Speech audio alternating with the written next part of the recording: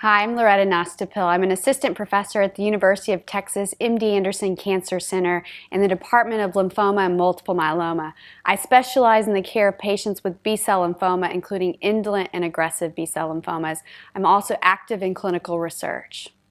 I have a case today that I'd like to discuss with a gentleman with follicular lymphoma, which is our second most common type of lymphoma, but highlights an interesting scenario in that he has an early progression and identifies ways that we may better risk stratify patients in choosing therapy. So let's get started.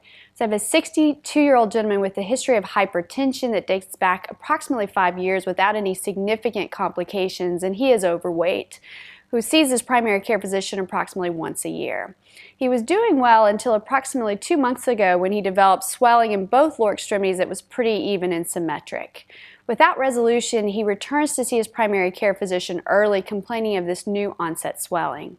The typical things are investigated, including whether this is coming from a renal, a liver, or a cardiac issue, and all were deemed to be normal in function. Therefore, he was initiated on Lasix and was sent away and told to return in approximately 3 weeks if this did not resolve in the interim. Unfortunately, he experiences only approximately 1 week of improvement and then notes marked progression in his extremity swelling, as well as now swelling in his abdomen. His pant girth is larger and is problematic for him to dress. Therefore, he returns back to see his primary care physician sooner than planned, describing this progression in swelling despite the diuresis. At which time, an ultrasound is performed demonstrating large volume ascites. He undergoes a therapeutic and diagnostic paracentesis, revealing no malignant cells, but 5 liters of fluid was removed. Within a week, the fluid recurs, and at this point, additional imaging is pursued, including imaging of the abdomen and pelvis, revealing bulky retroperitoneal adenopathy greater than 10 centimeters in size and multiple lymph node regions involved. At this time, he's referred to an oncologist and undergoes a biopsy of an inguinal lymph node, an excisional biopsy revealing follicular lymphoma. On immunohistochemistry, cells were positive for CD10, CD20, and BCL2. Staging reveals 50 to 60% involvement with follicular lymphoma in the bone marrow, and he has multi-compartmental adenopathy. Greater than 5 nodal regions are involved. SUVs range from 6 to 10 on his initial PET scan. At this time, he establishes care in our clinic to discuss frontline management strategies for follicular lymphoma, advanced stage, high-risk FLIPI given age, stage, and number of nodal sites. This is a challenging discussion to have, as there are a number of management strategies available for patients with advanced stage follicular lymphoma. The key features is that he is in need of therapy. He has bulky disease, he has ascites, so by the Guelph criteria, he is not someone that it would be safe to continue observation. We discussed the potential management strategies. In the meantime, he has marked progression in B symptoms, including fatigue, and is hospitalized before we can initiate therapy as an outpatient. It is unfortunate because we are also screening him for clinical trials, because we are of the opinion every patient with follicular lymphoma who's untreated should be given the opportunity to explore trial options if at all possible. At the time of his presentation, there was a large multi-center randomized study investigating a novel immune therapy approach versus chemoimmunotherapy, which is the most common frontline approach to patients with follicular lymphoma. He is seen in the hospital, and due to his marked increase in symptom progression and the rapid recurring ascites, he is initiated on rituximab plus CHOP chemotherapy.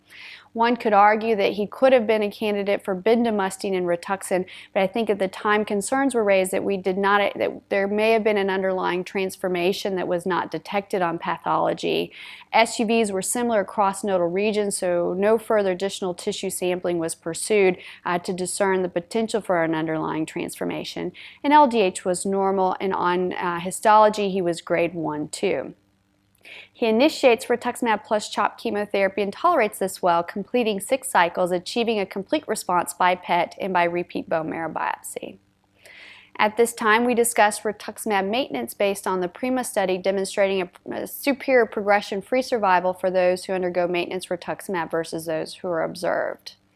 He returns for his first dose of maintenance without significant complication. However, on his return visit, approximately now 4 months out from completion of rituximab plus CHOP induction, he has a large palpable axillary node, approximately 3 centimeters in size, that was an involved site at presentation. A biopsy is pursued at this time, revealing recurrent follicular lymphoma, still low grade, grade 1 to 2, and LDH is within normal limits. Imaging reveals multi-compartmental adenopathy, this time all small volume. He is someone who had aggressive presentation. He had high-risk FLIPI score at diagnosis and had a short duration response following R-CHOP, now relapsed within 6 months of therapy. There is recent data that has come out of the National Lymphocare study examining outcomes for patients with follicular lymphoma, most of whom completed R-CHOP induction, demonstrating those who progress within 2 years, which is termed an early progression of it, have far inferior overall survival in comparison to those who relapse beyond that second year. This was validated by a cohort from the Mayo Group, again demonstrating early progression following chemoimmunotherapy in the modern era is associated with an inferior outcome. At this time, we explore clinical trial options with this knowledge, and unfortunately, we were unable to get him on a trial. He initiates bendamustine and rituximab. Again, reviewing the STILL data, many patients who progressed following R-CHOP went on to receive bendamustine and rituximab. Again, after 6 cycles, he achieves a complete response rate. Now, this is a 63-year-old gentleman with poor risk FLIPI who had a refractory disease following R-CHOP chemotherapy. He is someone that we are concerned will have a short duration of remission following this now second line of therapy. Therefore, he's referred to our stem cell transplant colleagues and discusses the role of an allogeneic stem cell transplant.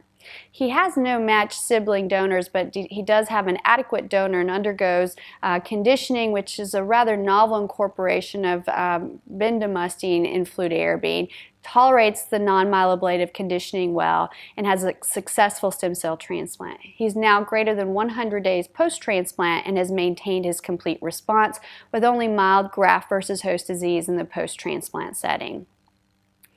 So a couple key features from this case report. So he is a 62-year-old gentleman at presentation, which is typical for our patients presenting with follicular lymphoma. And similarly, he has advanced stage disease. He has high-risk FLIPI. So from the onset, we know that he is unlikely to do as well as a patient who falls into the good risk category of either low or intermediate risk FLIPI. Unfortunately, we're not using FLIPI scores to risk stratify or to choose treatment based on these findings, but we tend to watch these patients a little closer. Again, it would have been nice to explore trial options not only at presentation but at his first relapse, but these were not viable options for this patient and for many patients who are treated in the community with follicular lymphoma. We chose a second-line chemoimmunotherapy based on his prior experience with therapy, which he tolerated well in terms of cross-resistance, and again, he had a very good outcome. Ideally, it would be nice to know who these patients are other than just FLIPI score at presentation or who are unlikely to do well with frontline chemoimmunotherapy, and there is now a new M7 FLIPI score which takes into account the clinical factors associated with FLIPI in addition to some molecular profiling of follicular lymphoma cells. Unfortunately, this is not ready in terms of real-time use, but it may help identify those patients in the poor-risk FLIPI group who are going to do well with frontline chemoimmunotherapy and who would benefit from a frontline novel approach on clinical trial. As I mentioned, there's been a large randomized study which has completed enrollment investigating lenalidomide in combination with rituximab versus rituximab in combination with chemotherapy, including the most commonly prescribed regimens such as CHOP, CVP, or bendamustine. It will be likely several years before we have this answer, but it is encouraging to see additional immune therapy approaches making their way into the front line for follicular lymphoma. Secondly, how would we manage someone at first progression who has had refractory disease following R-CHOP chemotherapy? At the time, we had finished enrollment of the Catalan study, which has recently been presented at Lugano and ASCO, examining patients who are refractory to rituximab randomizing them to either bendamustine, which is the standard arm, versus bendamustine in combination with obinutuzumab.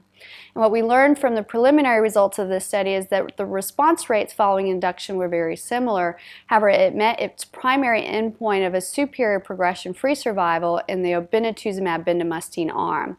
There were some differences in terms of dosing of the bendamustine, with a higher dose used in the standard arm of single-agent bendamustine, but in general the side effect profile was similar, which, as you may expect, higher infusion reaction in the obinutuzumab bendamustine arm. Secondly, there are novel agents out there now currently FDA indicated for patients with relapsed follicular lymphoma, including the PI3 kinase delta inhibitor idelalisib. Unfortunately, he did not meet the indication at his first relapse because he had only had one prior line of therapy. This again is a novel approach, particularly for patients who are failing chemoimmunotherapy, and we've seen durable responses in this population. My parting thoughts are that every patient with follicular lymphoma should be offered a clinical trial, as there are a number of novel agents that are currently under exploration which demonstrate high response rates and appear to have durable responses. Based on some data from our institution, conditioning with bendamustine in combination with fludarabine as a non-myeloablative approach is associated with lower treatment-related mortality, and allogeneic stem cell transplant has been demonstrated to lead to a durable remission. So he is a young gentleman with limited comorbid illness, therefore we thought this was a viable approach for him. But there will always be options in terms of trials available, or there should be options in terms of trials investigating novel agents such as BCL2 inhibitors, additional PI3 kinase delta inhibitors. There's also exploration of novel immune checkpoint inhibitors in this setting, all of which appear to have encouraging response rates and tolerable side effect profile. What is lacking in this disease is better risk stratification at presentation and even at first or second relapse to help us choose therapies, as there remains a number of viable options that is challenging for the treating clinician in terms of choosing therapy for each individual patient. Particularly in this case, the gentleman presents with rapid progression in B symptoms, fluid collection. He has multi-compartmental adenopathy, bulky disease, and concern was raised initially that he had an undiagnosed transformation. We also know that there are patients with MYC translocation and BCL2 translocation in follicular lymphoma, all of which was explored. He had had at least 3 excisional biopsies looking for a transformation, none of which demonstrated an evidence of even grade 3 follicular lymphoma or transformation. Again, if you look at the CASULO data, which is the analysis of the National Lymphocare Study that was published in JCO this summer, features that predicted for early relapse were somewhat surprising in that they were male patients with, or that they were patients with low-grade follicular lymphoma. They also tended to be male. So based on that data, we may have predicted that this patient would have had an early progression. He also had high-risk FLIPI score. Unfortunately, that's a large number of patients, and again, may not risk stratify as well how short a remission duration he would have had. We are encouraged by the M7 FLIPI and that we're finally utilizing or implementing molecular profiling into the clinical factors we know to be prognostic for follicular lymphoma. Unfortunately, we're not quite there to use it in real time, but I think more approaches along those lines, or identifying the molecular biology that predicts for inferior outcome like we've done with large cell lymphoma, may help us better risk stratify these patients. So oftentimes our patients with lymphoma, by the time they come into our office, they have a diagnosis of lymphoma, or they may have suspicious adenopathy that's prompting a visit with an oncologist. And oftentimes they're quite frustrated that their symptoms may have gone unnoticed, or the severity of the situation may have gone undetected. That stems from the issue that many of the symptoms our patients present with can be seen in primary care physicians quite frequently. Chronic fatigue, low energy, etc., back pain, those things are not unique to lymphoma. What I generally advise patients and primary care physicians, anytime you have symptoms that are not or unremitting or are rapid in progression, be mindful of an underlying hematologic malignancy. Tip-offs in his case is he had peripheral adenopathy that had gone undetected. At presentation, he had cervical, axillary, and supraclavicular adenopathy. I think that were less obvious, as most of the attention was spent on the ascites, looking into things like heart disease, which is more common in the United States, liver disease, because he's in the age group that may be at risk for hepatitis. These things may have led to the delayed attention to his lymphoma presentation. The question as to whether or not patients present earlier, does that lead to improved outcomes? The majority of patients with follicular lymphoma will have advanced stage, either stage 3 or 4. I think of this as a systemic process. As we know it, it's a cancer of the immune system. However, we do know patients with stage 1 or even limited stage do quite well in comparison to those with advanced stage.